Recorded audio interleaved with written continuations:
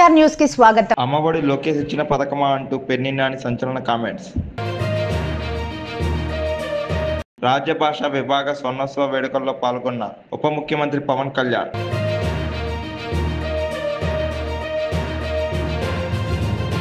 MLA doctor పార్థసారథికి MLA Sai Prasad Reddy సవాల్.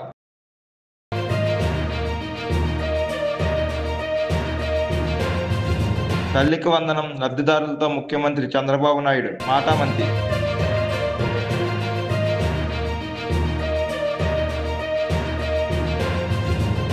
పట్టని పరిస్థితి.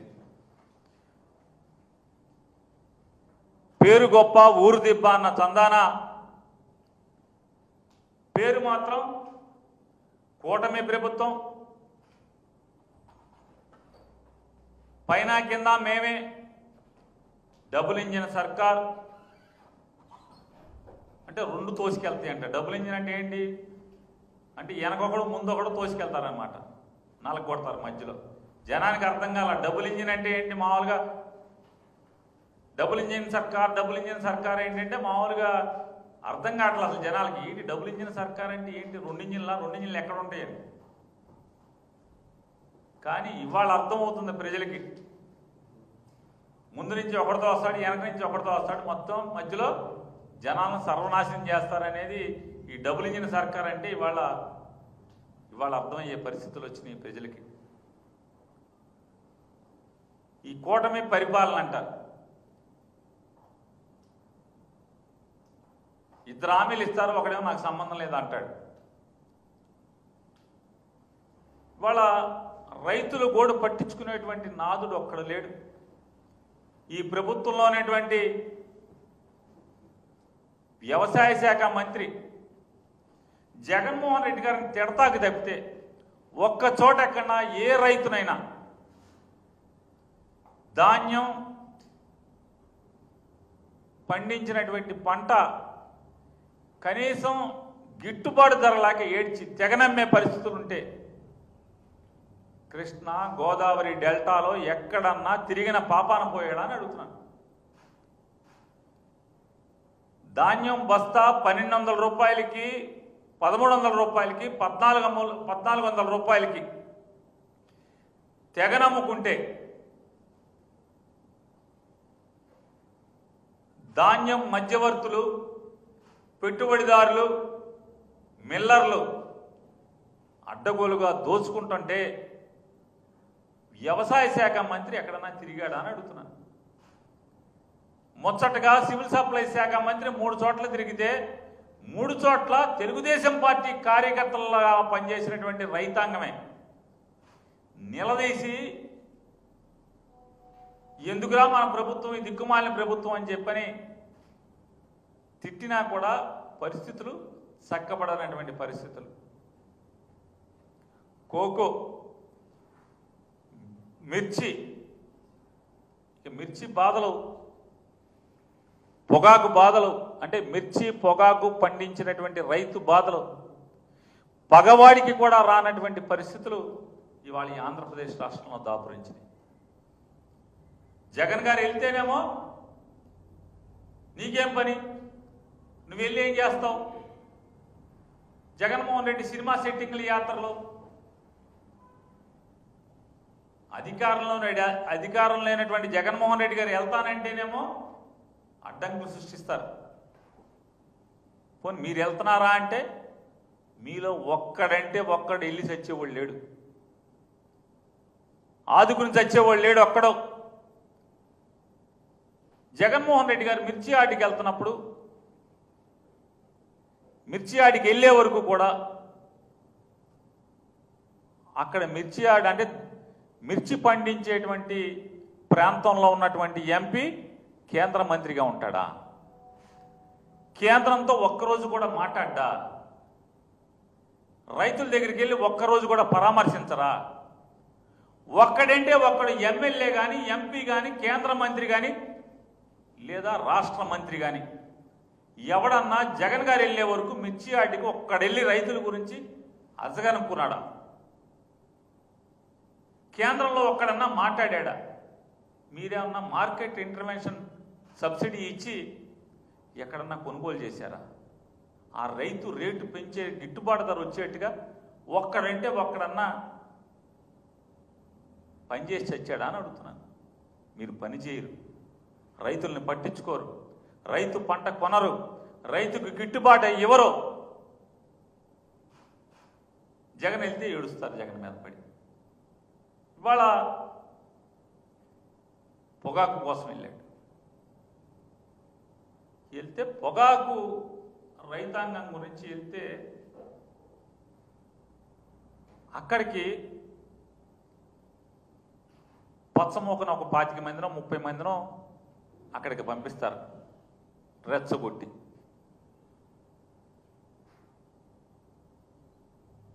గట్టిగా డబ్బు ఇస్తారు. మీకెందుకు మేము చూసుకుంటామని చెప్తారు. చుట్టూ పోలీసులను పెడతారు తుపాకులు ఇచ్చి. అక్కడి నుంచి వాళ్ళు రాళ్ళు వేస్తారు. ఏంటంటే ఆడవాళ్ళకి అవమానం జరిగింది. ఎవడికి ఆడవాళ్ళకి అవమానం? ఎవడో టీవీ డిబేట్లు తిడతాను రోజు. అసలు మేము మీ టీవీలో ఏంటి కూలిచ్చి మరీ జగన్మోహన్ రెడ్డి గారిని పచ్చి బూతులు తిట్టిస్తున్నాయి కదా. ఒక్కరోజు ఒక్కటంటే ఒక్కరోజు ఈ TV5లో కానీ, ABNలో కానీ, ఈటీవీలో కానీ, మహా న్యూస్ కానీ, 9 కానీ, 99 కానీ, లేకపోతే బిగ్ కానీ, లేదా ఇట్లాంటి మీ అనుకూల ఛానల్స్ అన్నీ ఉన్నాయి కదా. ఈ మధ్య 10 TV కూడా మీకే అనుకూలం అయిపోయినట్టుందిగా. ఇట్లాంటి BRK ఈ ఛానల్స్ అన్నింటిలో 10-11 టీడీపీ అనుకూల మీరు పెంచి పోషిస్తున్నటువంటి ఈ ఛానల్స్లో జగన్ గారిని తిట్టకుండా ఒక్క డిబేట్ ఏమన్నా ఉందా మీరు చెప్పండి. ఎందుకని? మీరు ఈ 13 మాసాల్లో జనానికి చేర్చొచ్చింది లేదు కాబట్టి ఇక జగన్ గారి మీద విషం చెమ్మటం, జగన్ గారిని తిడతాం తప్పితే మీ ఛానల్స్ బతికేదే జగన్ గారి మీద కాదా అని నేను అడుగుతున్నాను. నేను చెప్పే 10-11 ఛానల్స్ జగన్ గారి ఫోటో పెట్టుకుని జగన్ గారిని పెట్టుకునే కదా మీరు ఇంటికి భోజనం పట్టుకెళ్తున్నది, ఇంటికి బియ్యం పట్టుకెళ్తున్నది. జగన్ గారిని తిట్టకుండా, జగన్ గారి మీద విషం చెమ్మకుండా ఒక్క వార్త వస్తుందా మీ దాంట్లో? ఒక్క డిబేట్ జరుగుద్దా? పొద్దున సాయంత్రం సూర్యుడు లెగంగానే సూర్యుడు దిగంగానే మీ వ్యాపారం అంతా జగన్ గారి మీద కదా. సర్లే జగన్ గారి పేరు మీద బతుకుతున్నారులే అని చెప్పని మేము కూడా సరదా పడుతున్నాం. ఇవాళ మామిడి రైతుల గురించి ఇష్టం వచ్చినట్టు మాట్లాడతారు. उप सभापति महोदय श्री हरिवंश जी का हार्दिक स्वागत करता हूँ। मंच पर आसीन सभी गणमान्य अतिथियों, हिंदी शिक्षाविद प्रोफेसर माणिक्यांबा जी, प्रोफेसर अनंत कृष्णन जी, अंशुली आर्या जी एवं सभागार में उपस्थित सभी लोगों का हार्दिक स्वागत करता हूँ। मैं आप सभी को राजभाषा विभाग स्वर्ण जयंती समारोह की हृदय से बधाई व शुभकामनाएं देता हूँ। साथ ही मैं पूरे देशवासियों को इस हिंदी दिवस की हार्दिक शुभकामनाएं देता हूँ। हमारा भारत विविधताओं का देश है। अलग अलग संस्कृति और भाषाओं से बना है, लेकिन फिर भी हम एक हैं। और इसका सबसे बड़ा कारण है भाषा से जुड़ी हमारी एकता।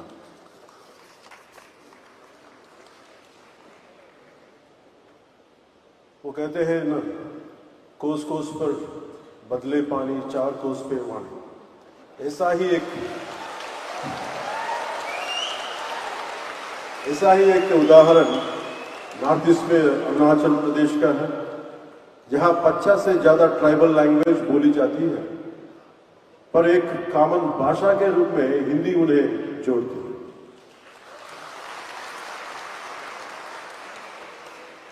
हिंदी से जुड़ा एक दिलचस्प किस्सा याद आता है। बात ब्रिटिश शासन की है। उस समय यूरोप से कुछ मिशनरी भारत आए।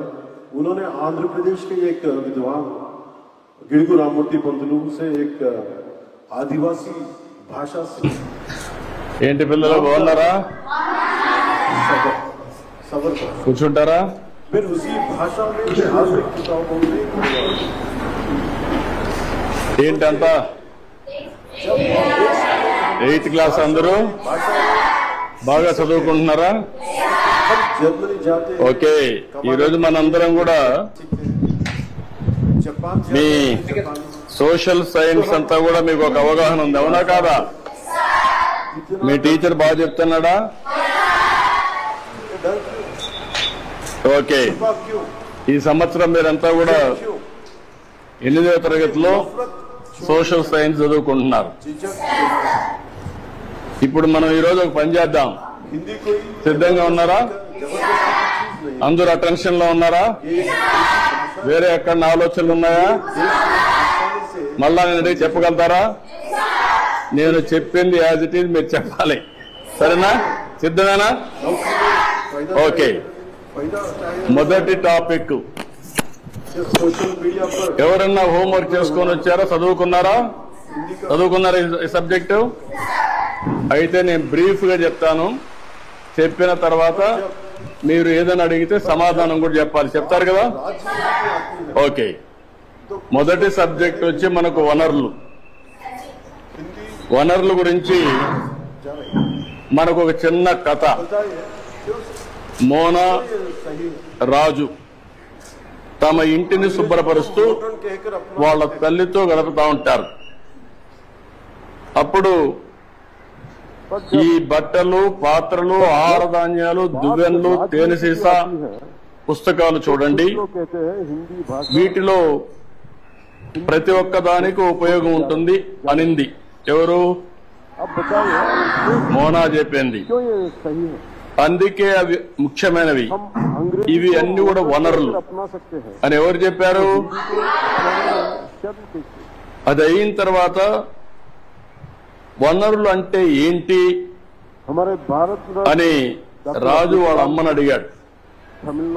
అడిగినప్పుడు వాళ్ళ అమ్మ చెప్పింది ఏం చెప్పిందంటే, మన అవసరాలు సంతృప్తి పరచడానికి ఉపయోగపడేది ఏదైనా సరే అది ఏమంటారు?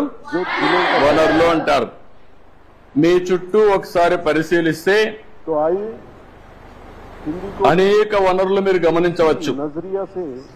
తాగేదానికి ఏం కావాలంటాం? తాగినప్పుడు దాహం వేసింది, ఏం చేస్తారు మీరు? వాటర్ తాగుతారు. తాగినప్పుడు దాన్ని ఏమంటారు? అదే సమయంలో మీ పాఠశాల అయిపోయింది, ఇంటికి పోవాలి. దేంట్లో పోతారు మీరు? బస్సులో పోతారు. దాన్ని ఏమంటాం? వనరులు అంటాం. అదే సమయంలో మీరు చదివే పాఠ్య పుస్తకాలు, దాన్ని ఏమంటారు? ఎందుకు వనరు అంటున్నారు? ఉపయోగపడుతుంది కాబట్టి. మీ నాన్న ఇంటికి పోతానే మీకేదో తినిబండారం ఇస్తాడు, దాన్ని తాజా కూరగాయలతో కూడా తయారు చేస్తాడు, దాన్ని ఏమంటారు? వనరులు అంటారు. ఎందుకు ఉపయోగపడుతుంది? నీరు, విద్యుత్, అదే మాదిరిగా బస్సు, కూరగాయలు, పాఠ్య పుస్తకం, ఇవన్నీ కూడా వనరులు. ఇవన్నీ కూడా తయారు చేసినప్పుడు నేరుగా గాని వస్తువులతో తయారు చేస్తారు, అవునా కాదా అని అడుగుతున్నా మిమ్మల్ని. ఇది రావడానికి తయారు చేసే అన్ని కూడా వనరులే, అవునా కాదా?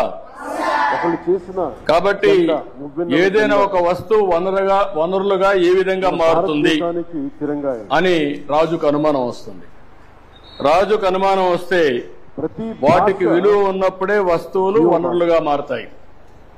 ఉపయోగం ఉన్నప్పుడే వనరులు అనుకుంటాం. ఉపయోగం లేకపోతే మనం అది వనరులుగా పరిగణించాం, అవునా కాదా? అంటే విలువ ఉంటేనే వనరులు, విలువ లేకపోతే అది వనరులు కాదనేది మన అభిప్రాయం, అవునా కాదా?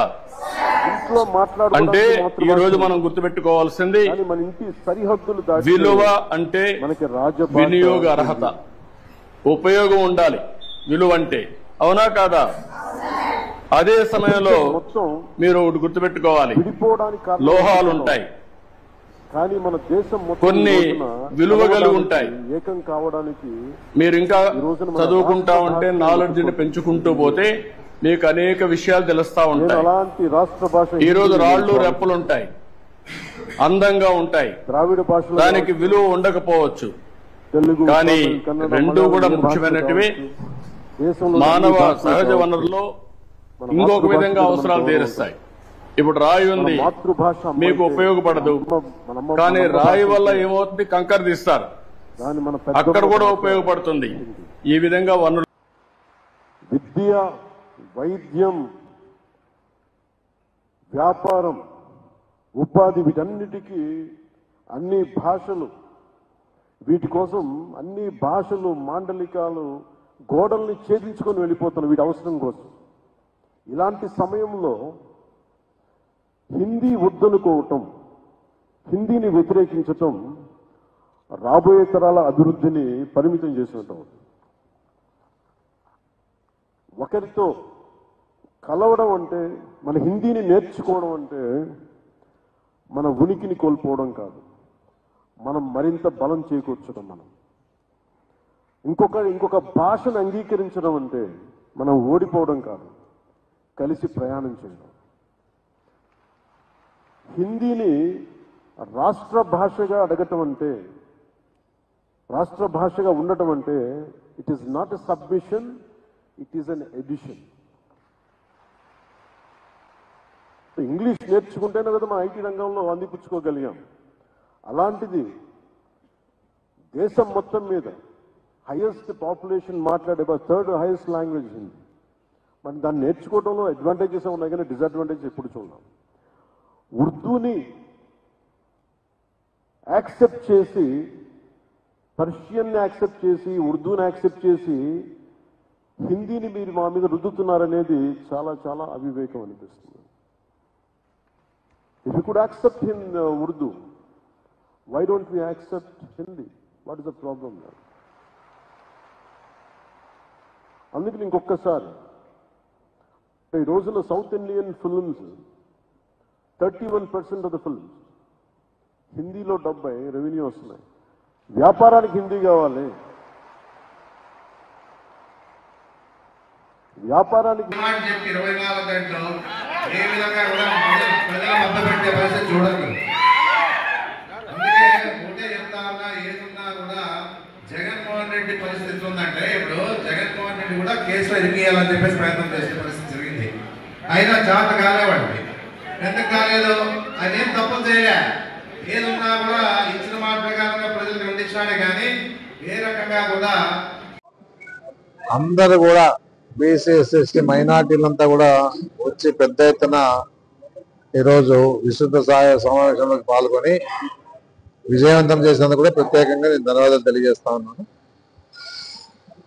మామూలుగా బాబు షూరిటీ మోసం గ్యారెంటీ అనే ఒక కార్యక్రమాన్ని జగన్మోహన్ రెడ్డి గారు, ముఖ్యమంత్రి గారు చేయడం జరిగింది. రాష్ట్రం అంతా కూడా ఇన్ఛార్జ్లు అయితేనేమి, ఎమ్మెల్యేలు అయితేనేమి అందరూ కూడా ఈ కార్యక్రమాన్ని విజయవంతంగా ముందుకు తీసుకోవడం జరుగుతూ ఉంది. ప్రజల ద్వారా ఏదన్నా పార్టీకి కార్యకర్త అభిమానులే అండదండలు అని చెప్పేసి నేను చెప్పడం జరుగుతూ ఉంది. ఇది గమనించాలని చెప్పేసి కూడా జగన్మోహన్ రెడ్డి గారు నేను కోరుతా ఉన్నాను. ఎందుకంటే అధికారం వచ్చినప్పుడే మనం మన పార్టీ నాయకుల్ని, అభిమానుల్ని అందరినీ కూడా బాధ్యతాయుతంగా మనము వాళ్ళని, వాళ్ళ కుటుంబాలని ఆదుకునే విషయంలో మనమంతా ఉండాలని చెప్పేసి నేను చెప్పడం జరుగుతూ ఉంది. ఏదన్నా ఇలాంటి అభిమానాన్ని చూరగొన్న జగన్మోహన్ రెడ్డి గారు, ముఖ్యంగా వైఎస్ ఫ్యామిలీ అంటేనే ఒక అభిమానం, ఒక బ్రాండ్ అది.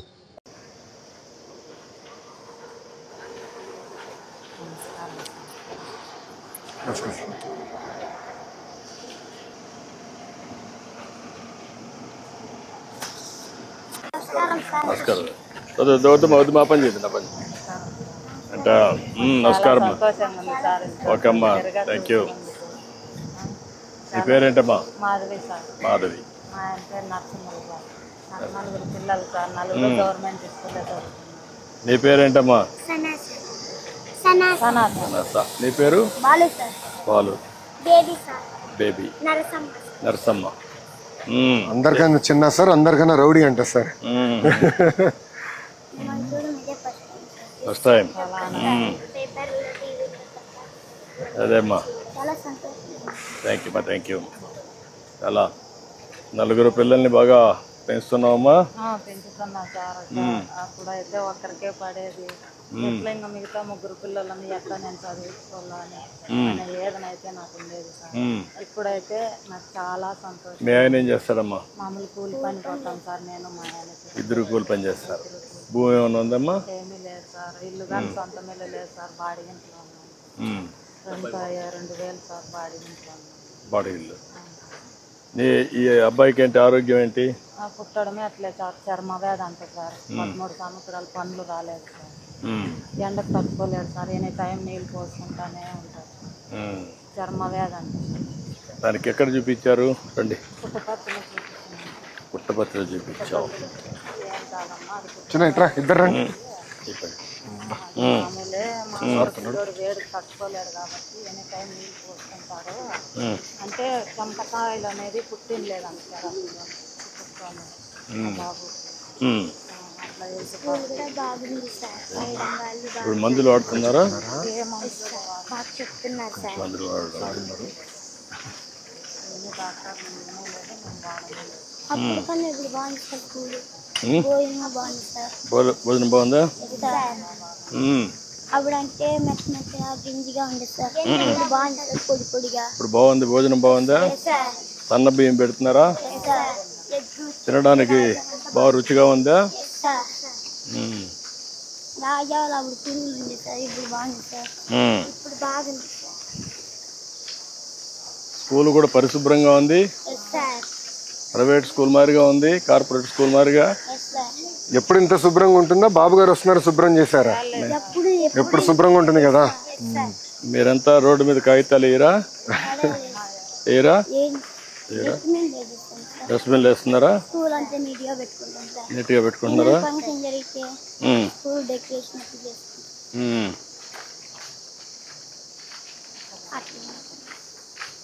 సో మీ నలుగురికి ఒక విషయం చెప్పాలనుకుంటున్నాను.